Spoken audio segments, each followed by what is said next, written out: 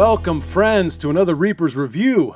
Doug Turner, I am here with Michael Sanducci, a.k.a. Spill, and Stephen Hido, a.k.a. Kid Flick. Welcome, gents. Thank you. Thank you. How are we doing today? Thank you. Glad to be here. I'm excited. Yeah. Anytime we have a guest, we're excited. This is Steve's first cousin. We'll get into maybe a little more details about that down the road, but very pleased to have you joining us today. Honor to be here. Yeah, absolutely. And we are looking at what we call it woulda, coulda, shoulda, right? Films that could have been great, would have been great. Something is missing. Something is off a little bit. I really like this category. Steve, you brought this one up to me, so obviously you like it. Yeah. What do you think about this type of thing? It just really opens the mind. Exactly. To, we always think about movies that we love. We always think about movies that we hate. But this is that in the middle where it's like, God, I want to like this movie more than I do.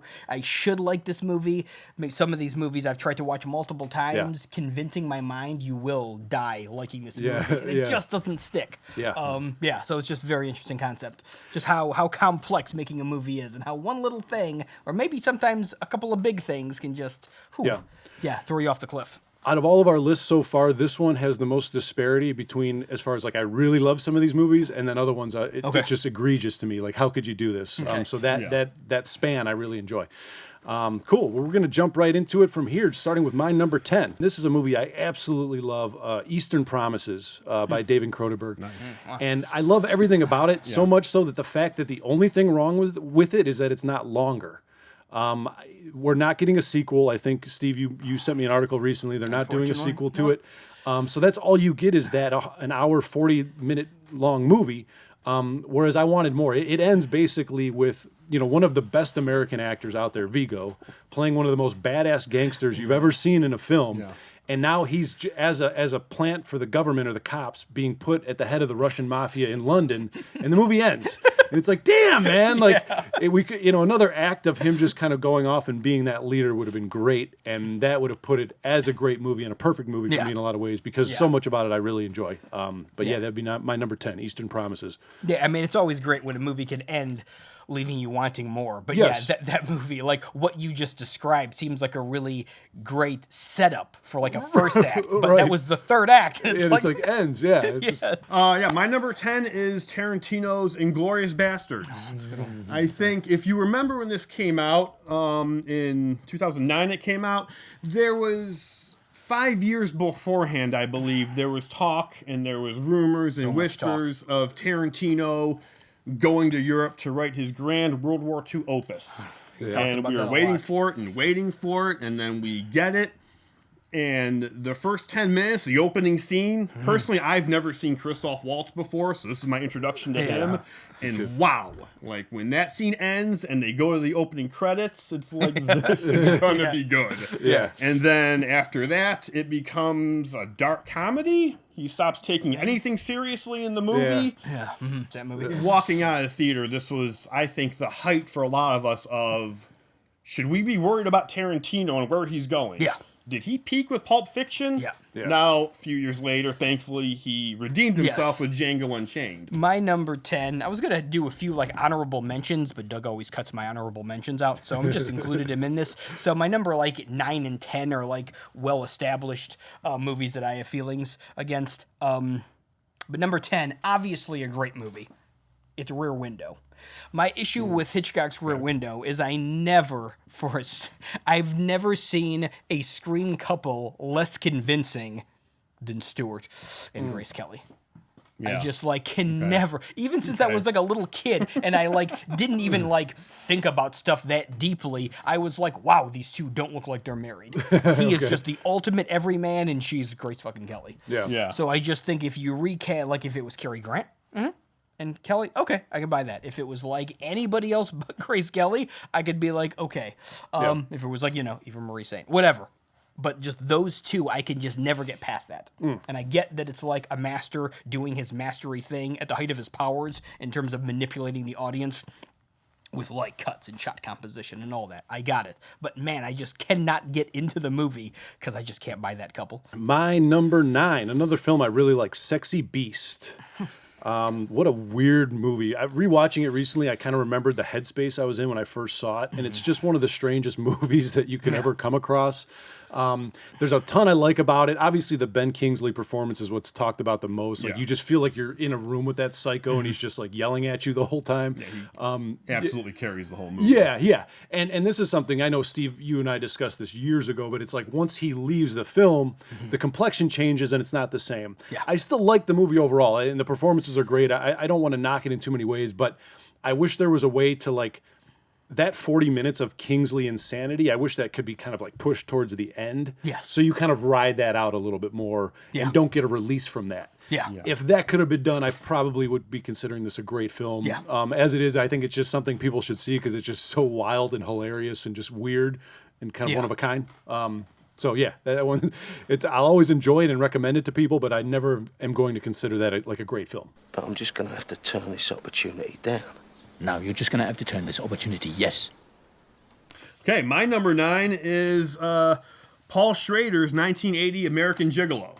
All right. I think this is Paul Schrader at his most restrained, it seems, and I think that's a mistake. I think when you have someone like Paul Schrader, don't restrain him. Yeah. And I know it's asking a lot to expect a studio to not be afraid of NC-17 label. That's like the scarlet mark of death for any production.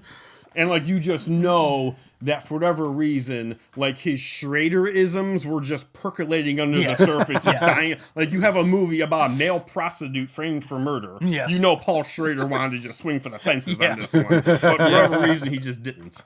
I wish he had. Like his shit's always there, but it doesn't feel like it ever, like the volcano ever. Right. Yeah. Right. My number 9, okay, again, this should have been almost just so obvious with me. Probably my favorite novel of all time. It's Bonfire of the Vanities. I don't even want to take up a lot of like space on the show being like, Bonfire of the Vanities isn't a good movie. Yeah, no fucking shit, it's not a good movie, and it's a great novel. We know that. But it's bad in such a strange way. It's like when you watch the movie, it almost comes close to working in its own weird hemisphere if you forget about how good the book is, but it doesn't quite. It's just so oddly cast. Like, that's one that, like, if they were going to make it into a miniseries like they fucking do with everything these days, I'd be like, okay, I'm listening. Yeah. Because I just feel that deserves to be on screen in an authentic way. Sure. I saw an interview with Morgan Freeman where he was asked about Bonfire of the Vanities and if during production he knew it was going to tank. And he said, yes, I knew. Okay. The question was, well, what was it? And he said, took a minute to think and said, when a plane crashes, it's never one mishap, but a series of mishaps. Yeah. Okay. I always thought that was just a perfect way to put a bow on that. Okay, Wow. gotcha. We'll take your word for it, Morgan. Yeah. Okay. It was at that time I knew it was going to tank. Exactly. Cool. You think I look too pale? I feel like I look too pale. Well, you're next to me, so it's This like is making me. Yeah, but Steve was make me just down- self-conscious down- in really Steve weird was- ways. Steve was down south. Well, the backdrop will be south. backdrop will be different. Okay. Yeah, too. So I'm all golden. Airbrush a tan on me, it'd be Yeah. great. Maybe a fade. we'll clean it up. Okay. Clean that up in I'm post. trying not to chew like a fucking horse. Cool. All right. My number 8, another film I like. It's called American Hustle. And it is on here because it doesn't quite live up to, I think, the realm it puts itself into.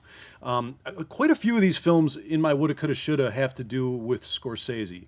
And the reason that is because they start the movie and there's like a voiceover and it's just kind of like, I wasn't always this way, but here I am. And it's just like you're obviously trying to be Goodfellas or put yourself into that. I mean, you don't sphere. have to justify how American Hustle was probably a little influenced by. Exactly. Yeah. the So you're specter of putting yourself Scorsese. into Yeah. that realm. And don't get me wrong. Like I think some of the acting is great. I think there's great movements. I think there's great moments in the movie. Yeah. I think Amy Adams is. There's a lot of movies where it's like, okay, we want you to find this woman seductive. And I watched the movie and I'm like, nah, that was a cardboard cutout of a woman. Whereas with Amy Adams' character, it's like, I'd probably, if I fell into that person's trap, be the same way. I'm just like, yeah, we're on a team now. Like, here we go. Like, it's us. Like, forget everybody else. Yeah. And by the way, the Bradley Cooper character, that's my Gotcha. my look here. Okay. Okay. As the detective. Love it. Yeah, and I can never get my head around how a guy like Christian Bale's character is pulling Amy Adams and Jennifer Lawrence at the same time. Yeah, true. Something True. wrong. Yeah. But- I mean, he does have money, but yeah, you're right. Yeah. You're right. Yeah. I mean, it is a fun movie, though. It is, and yeah. you're right. I think with the ending, I'm not going to say it doesn't make sense, but there's a certain element of, well, we're just going to take your word for it that they really pulled the wool over everyone's eyes and pulled it right up from under Bradley Cooper. It just didn't feel to carry enough weight. My number 8 is, Cameron Crowe's Almost Famous in 2000. Okay. This is just so Cameron Crowe. And when I say so Cameron Crowe, it is so aggressively PG-13, it drives me crazy. I want to redo the whole movie because the story of the classic rock band struggling on the road with Jason Lee as a frontman, Billy Crudup as the lead guitarist, you got me with that. But it's not about them. It's about the annoying kid, Patrick Fugit. That drives me crazy. And like I said, it's so agonizingly PG-13 and so Cameron Crowe. Yeah, it's just so sentimental. Yeah. And, Syrupy, yeah, syrupy is a very good way to put it. The scene where they're on a bus and they're all singing Tiny Dancer, I can't cringe hard enough at that scene. Yeah. My God, it makes me want to jump out of a window. Hold me closer, tiny dancer. Right, my number 8. Kind of a minor one, but one that kind of bugs me from time to time. It's the Fright Night remake.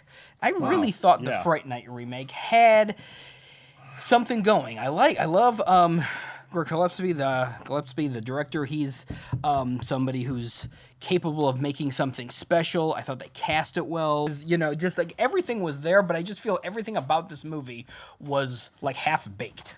This is one that I can't easily identify what the issue was. I just feel like they could have given more time. I guess the screenplay could have been more like textured, because again, I feel they had something in so many in the setting, in the cast, in some of the concepts. And again, just the fact that it was like, yeah, you killed my family. It's like, what?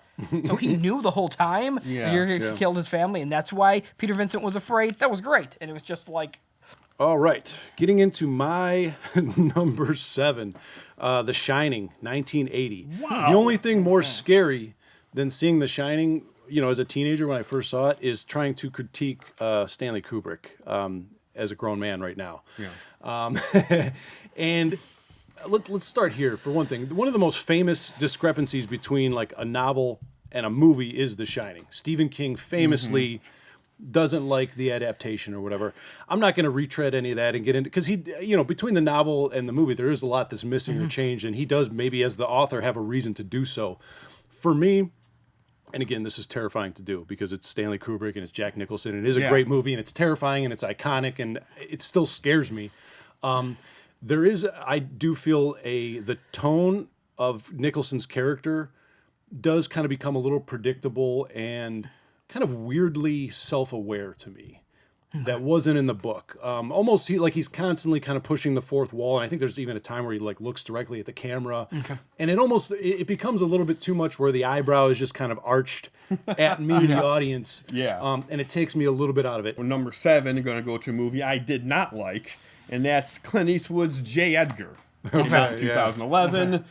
I think there is so much meat on the bone if you're going to tell the story of J. Edgar Hoover and him founding the FBI and his relationship and the mafia ties. And I think you can go in so many different directions, but one thing you can't do is go out of your way to play it safe. And I think Eastwood played it so safe. What he wound up with was basically just a bowl of vanilla pudding, starring Leonardo DiCaprio. You know? And I mean, to use the pudding reference, the proof is in the pudding because you just don't hear about it. Like, I forgot that movie existed for the last 5 years. Like, right. It just fades away. As good as DiCaprio is, to expect him to play J. Edgar Hoover, that'd be like me playing Michael Jordan. What are we doing? My number 7 going after the GOAT. And I mean, I think if he was sitting here right now, he would agree with me. It's Billy Wilder's Kiss Me Stupid. Okay. And this is just everybody knows about the, Marilyn Monroe was going to do it, and then she died. And then Peter Sellers was going to do it, and then he had the heart attack. And then Jack Lemmon was going to do it, but then he couldn't get the scheduling right. And you just get to a point where he had to make the movie with a lesser cast. Like Dean Martin and Ray Walston are great, Kim Novak. It's like, I have nothing against these people, but man, if he could have worked with like that cast, his original intended cast, it would have made such a big difference. So I think Wilder made the movie that he intended to make. It's just a good example of how like that A plus level cast pushes a concept so over the edge. All right, jumping into my number 6, King of New York, 1990. Nice. Wow, Love okay. it. You got fat while everybody starved in the streets. Room service, motherfucker. Yeah, I mean, Walken, Fishburne. There's great. I mean, these characters just climb off the screen. Yeah. I'm a big story structure nerd, so I try not to fall back and talk about that too much. But this is definitely one where the second half gets mushy for me because it's like they're after Frank, like they're gonna get Frank White, and it looks really cool. It's kind of this jazzy New York underworld the way it's shot. Yeah. But there's not a clear enough of like, okay, X, Y to Z to this as like how they're getting him. It just kind of becomes almost like a music video. And again, love the movie. It's a lot of fun, but I think that's the reason why it doesn't stand up higher in American cinematic lore and everything else.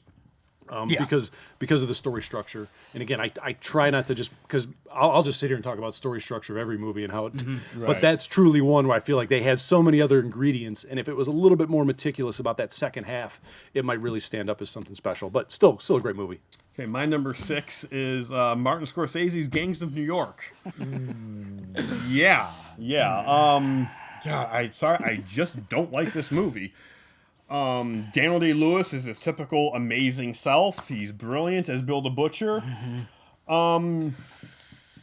When Marty stood on the stage when he got the Oscar for The Departed, he said this is the first movie he ever made with a plot, and he was not exaggerating. This movie has no plot. I think it's a convoluted story of DiCaprio wants to kill Bill the Butcher, but now he's seeing him as his dad figure.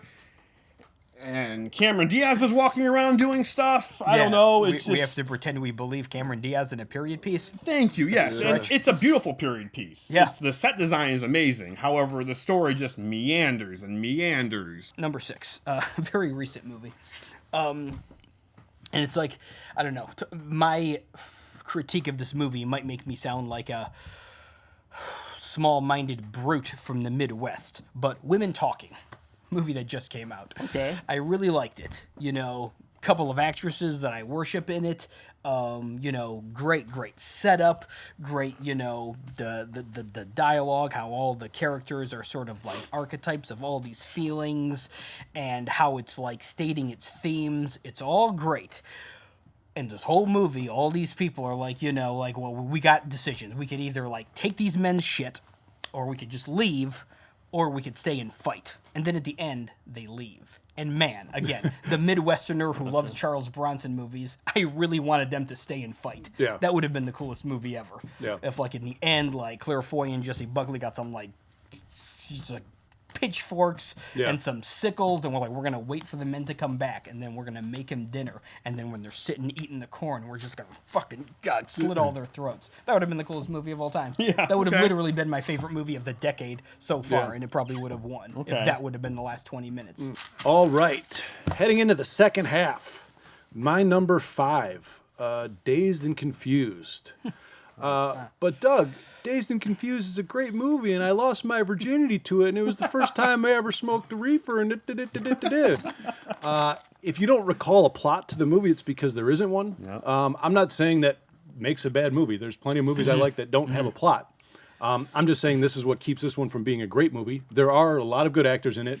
There are a lot of moments that it's like, yeah, I relate to that. That's high school. That's feeling left out or cast out or an outcast or whatever it is. All that stuff is there. There's just, like, here's the thing. I think when people first see this movie, it's with their friend who's like, hey, watch this part. Oh, no, this character's funny. And you're kind of like, yeah, I'm watching it. And then 5 viewings later, you're the one at a party going, hey, no, watch this part. Like, this character's hilarious. You got to watch this. And you just kind of pass it on. Watching it recently kind of with fresh eyes, like, I don't know who the main character is. I don't know what any expectations are. It just kind of meanders into the night. So moving on to number 5. Again, I'm going to reiterate, just because I'm saying it could be better doesn't mean I don't like the movie. Because I absolutely love Oliver Stone's Any Given Sunday. Nice. I remember where I was and what I was doing when I found out Oliver Stone was making a movie about pro football. I remember what I was doing when I found out Jamie Foxx, of all people, is going to play the starting quarterback. If you remember, at that time, he was the skinny guy with buck teeth on In Living Color. Yeah. So I didn't know how this was going to fly. Yeah. It's a good movie. There's never been a proper movie about pro football made until Oliver Stone jumped in the ring, which is fantastic. However, I think there's a certain element of They should have taken away some of Oliver's cocaine and maybe given him a Valium. Okay. And, pull the reins a little bit. Like story-wise or more technique-wise? Technique-wise. Okay. I thought you were about taking actual cocaine from him. Like, Yeah, no, take the coke away from him and just mellow him out from behind the camera. In the editing room, just give him a Valium. Some of the techniques he uses are brilliant, and some are just over the top and really cartoony. yeah. I feel the technique works so well on the field. On the field, it does, and with the nostalgic cutaways, that's the brilliance. Yeah. However, with the over-the-top indictment on commercialism, he gets a little carried away, as he's prone to do. Okay. Yeah. This is one that I'm not going to be surprised if it makes your top 5. This is my 5, right? Yep. Yeah, Yeah, you know where I'm going with this. I think I do. Okay, yeah. Man, I don't know if I've been as excited as seeing a trailer when I saw the trailer that Michael Mann is going to make a movie out of Miami Vice. Right. Oh my God, I was like, this is going to be perfect. Michael Mann was sort of he was, because I think that was kind of the first one of like the slump. He was like at the height of his powers, and just that trailer with the boat and with the music, and I loved Miami Vice as a kid, and I'm a huge Michael Mann fan, and I was like, holy fuck, this is going to be awesome. And wow, that movie was not very good. No. And I remember you gushing over the trailer, and I was like, okay, Miami Vice, I know you liked it when we were kids, but all right, I know who Michael Mann is, so I'll take your word for it. I saw the trailer, and I was like, oh, what if Sonny Crockett and Ricardo Tubbs were legit badasses? Okay, and it's Michael Mann, so now I get it. But then this you can see fail. it, and just the wheels fell off quickly. Yeah. Getting into my number 4, this was kind of a weird one for me to put on, but whatever. This is Caligula. This is probably the only one on my list that's kind of a known disaster. Yeah. Because a lot of times when a production's a disaster, I love the movie. I love Apocalypse Now. I even like your boy with Heaven's Gate. Oh, yeah. I thought that was a good movie. Like I can be down with that. Caligula was a pretty big disaster. It definitely is upon viewing. I think the director eventually left. Like not only was like a revolving door of writers, but like even the director. And it was just kind of like get up here and like film this orgy, kind of thing. And it's definitely one where like I feel like it could have been a good movie and we could have handled it as a society maybe if it was done well. But I feel like they just got so caught up in the kind of lurid murder and incest and orgies and everything that it just kind of lost its way. And at the end, you're kind of like, I don't even know what this is about anymore. It didn't even feel like a character study by the time it kind of fizzled out. So yeah, that's one that to me, again, I line up with kind of thinking that it was a disaster from the start. I don't really know how to fix it, but it's absolutely fascinating to think about that it happened, I guess. Is where I'm at with it now. And then great actors in it and everything. Yeah. But I do think to that like you would just have to fire so many people. It's not like Miami Vice where it's like those people should have been able to make a good movie. Yeah. Like when Bob Guccione is like the head of the production, it's like you're just gonna have to be like, okay, everybody leave. Maybe Malcolm and a few extras, but yes. My number 4, 1991's Rush, starring Jason Patrick and Jennifer Jason Leigh. This movie, more than one or two people that I know who were around and who were aware in the 70s comment on how well they captured the 70s in this movie. And there's so many elements in play to the look and feel, the grittiness. Jason Patrick is hitting home runs that haven't landed yet. He is turning in a performance that I will never understand how that didn't get nominated. He is just blistering and he is just going for it. And then you have his counterpart, Jennifer Jason Leigh, who is just dead-eyeing her way through this performance that has so much meat on the bone for an actress. There is so much for her to do. And she is the worst wingman for Jason Patrick. She absolutely drowns this movie where any actress worth her salt, and I don't mean anything against Jennifer she can be good. She can be good, but in this, she completely dropped the ball, and I don't get how nobody seemed to notice while they were filming the movie. My number 4 is, Spielberg can often not know when to just kind of stick the landing and end the movie. There's a few examples of that, but to me, none greater than 2005's Munich. I love Munich. I think it's contains some of like Spielberg's best moments. Full stop. But that last 20 minutes just kills me. The movie should end when Jeffrey Rush is like, you're still like under, our boot. You still got to do what we say. I'm going to court-martial you. And camera moves in on Bannon. He's like, you can't touch me. I don't exist. Cut the fucking black. That's the end of the movie. Yeah. That would be such a cool ending. Yeah. Boom. But then there's like 20 minutes of this moralizing and the blah, blah, blah. And then they walk away in the end and the camera tilts to the left and you see the World Trade Center. And it's like, oh my God, Steven, stop it. Stop it. Yeah. Oh my God. Nice. That's just like, to me, it's like one of the best Spielberg movies and then 20 minutes of like the worst of Spielberg's tendencies. All right, heading into my number 3 is Blow with Johnny Depp. Nice. I mentioned the Scorsese factor earlier. Yeah. This movie starts off, there's Ray Liotta playing his dad, Yeah. and there's this flat, deadpan voiceover, like, I wasn't always in the drug business. And it's like, all right, well, you cast yourself in the arena. Yeah. You threw the gauntlet Yeah. down. Here we fucking go. Right. And upon closer inspection, it's nowhere near in Goodfellas territory. I mean, this is a story it's a big story, right? We're talking about cocaine and the movement of it in different areas, and this is a big story. Yeah. And to me, they glazed over it. There's just too much hair gel in general here in this production. When you look at each scene individually, it just feels like people in wigs kind of like, okay, do we get it? We did 3 takes. Like, we kind of got that. Like, all right, let's move on to the next scene where it's like, that should be a movie where everybody's immersed. Like, it's just, you feel like it's gritty, it's raw. Yeah. And it doesn't come off that way at all. It's not a bad movie. I like it, but it's definitely not in the category that it feels it should be. Yes. And that's why it's up at number 3 for me. All right, moving on to my number 3. 1967's Bonnie and Clyde, directed by Arthur Penn. Whoa. Say what you want. Tommy say what gun you want. shots fired. Yeah, Tommy gun shots fired.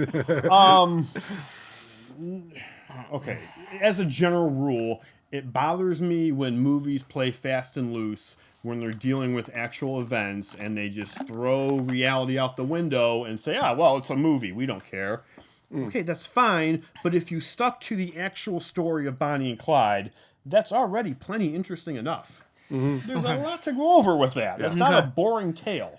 Okay. So I think if they would have gotten away from Warren Beatty's vanity and told an actual story of what was going on, I think it could have been great.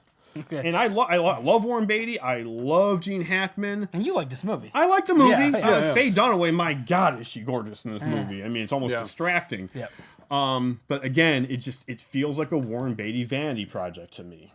Okay. And that brings it down to me. Nice. I've often said that if you could judge movies by their first halves alone, this would legit be on my top 20 of all time. 1981's Wolfen. God, I love this. The first 55 minutes of this movie. My God, it is just so perfect. It's scary. It's intriguing. It's atmospheric. Albert Finney is just pitch perfect as like a part we've seen a lot, like, the New York City weary detective, and he just brings such like kind of a low energy to it that works so well. And just Gregory Hines was such a star. And yeah, just everything about this movie is so intriguing. It's such a, usually big budget horror doesn't work that well, but man, this works so well for the first half.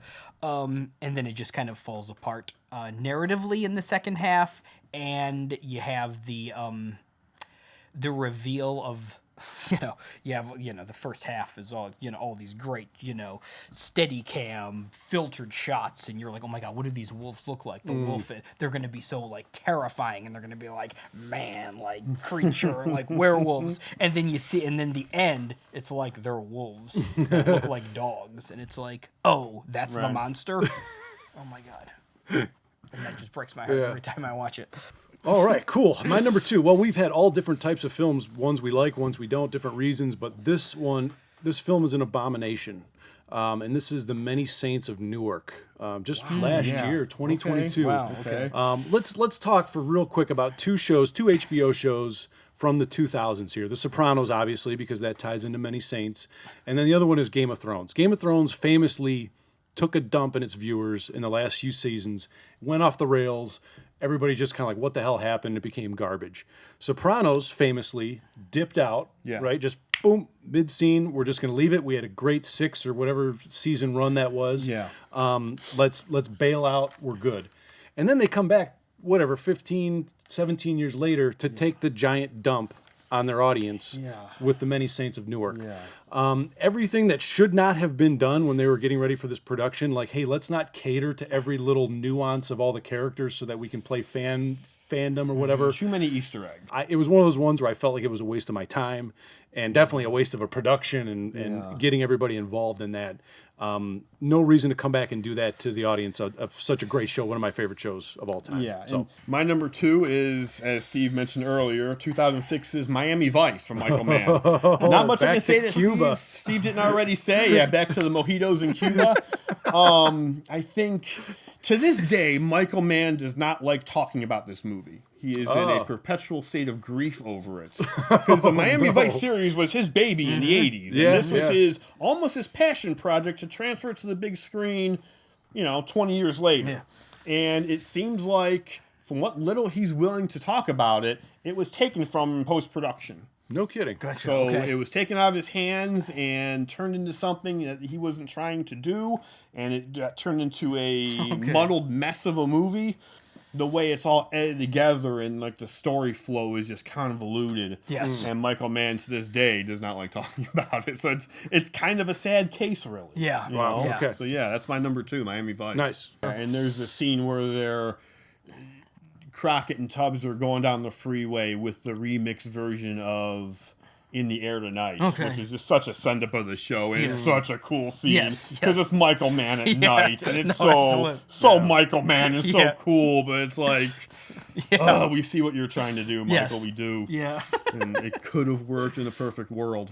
Michael Mann at night. Michael Mann at night. Be a fragrance. Absolutely. I would be doused in that right now. It's that smell. It's Michael Mann at night. It smells deep and layered.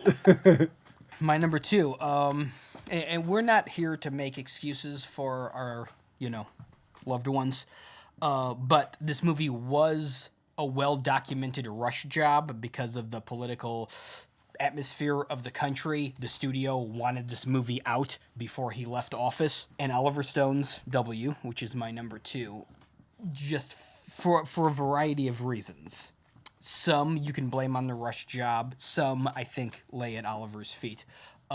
Creatively, just fell very... God, I don't even know how would you describe that movie? I think whether you love George Bush, hate George Bush, indifferent towards George Bush, this movie felt like such a blatant hit piece. Yes. Whereas Nixon was more of a biography. Yeah, and Nixon made you like him. I know, it's true. Like, I don't like Nixon. I because like of that Nixon movie. because of that, Yes, and like, it does feel like a rush job, and it also feels like Oliver Stone is kind of hitting below the belt. Yeah. And so when you do that, which he never did with Nixon. No, and when you do that, you kind of kill some of your credibility. Iran is not Iraq, and Iraq is not Iran. I know that. Down to number 1, and we did have a little overlap with Miami Vice. I was surprised. Yeah. And then here's the second instance. My number 1 is Gangs in New York. Nice. Okay. My number 2 I called an abomination. This is a movie I like. I should like a lot more because it should be a masterpiece because Marty at some point I wish would have kind of reset himself and said, okay, this is kind of getting blown up here a little bit. I want to scale back and tell the story that I want to tell. Yeah. And not have it get too convoluted. I mentioned the voiceover thing earlier. This is a one where the voiceover, and I like Leo, but the voiceover is a little weird to me. Feels a little tacked on. You have the Day-Lewis performance that you mentioned is fantastic. There are other performances that I like in it. It just, I watch it, it's obviously too long, and I lose interest, and I just think to myself, like, God, this has so much of the ingredients of what would be another great Scorsese movie. You know, guy's got so many great movies already. But this would be another one. But I consider it one of the biggest missteps in movies that I've seen and enjoy. You know, I'm ruling out ones that I don't give a shit about. Sure. So yeah, for me, this is number 1. It's the one that hurts the most, as they say. My number 1 is The Godfather Part 3, 1990. Okay. Yeah, this More movie. shots fired. Yeah, this movie was cursed from pre-production. Paramount wanted a rush job on it because they wanted to hurry it through the 1990 Christmas season. God, that's always so nutty. If hindsight, if they would have taken a step back and held it for the 1991 Christmas season, Like you waited fucking that long. it so would have weird, had a fighting chance. But they wanted Coppola had to write, film, and edit it before Christmas. Robert Duvall dropped out because he wouldn't get the money he needed from Paramount. So it was rushed. It was shortchanged. It ends right. I always ends- give yeah, it, it yeah, ends it right. ends like the opera, and then that last and I moment lo- where he yeah. dies. It's like, thank you, you ended it right. So Yeah, at that's least we what got we- that. that's- Yeah. My number one. Oh my god, this fucking movie. Oh, probably papers my being crumpled. Favorite living director, doing a like social political satire. I mean, like, oh my god, so much that I just should have loved this movie. Of course, I'm talking about William Friedkin's Deal of the Century. Okay. Oh my god, why don't I love this movie? Yeah, it's just so flat. The cast is there, the director's there. It's such a good example of like the material being there, but the script not being there. Like if he would have had like a really good social, satire comedy in, right in the middle there, that would be such a cool like bump to that. And it kills me that I don't think anybody's going to include that, even though it happened within his prime years. Yeah. Nobody's really going to include that as like, one of the movies that, lifts his filmography up to be as legendary as it is. Nice. Woulda, coulda, shoulda. That was our top 10. Thank you for joining us. And then again, we love our guests here, Michael Spill Sanducci. Appreciate it, you. man. Thank you for Absolutely. joining Love us. being here. Yeah, love to have you back, man. For sure. Stephen Hido, aka Kid Flick.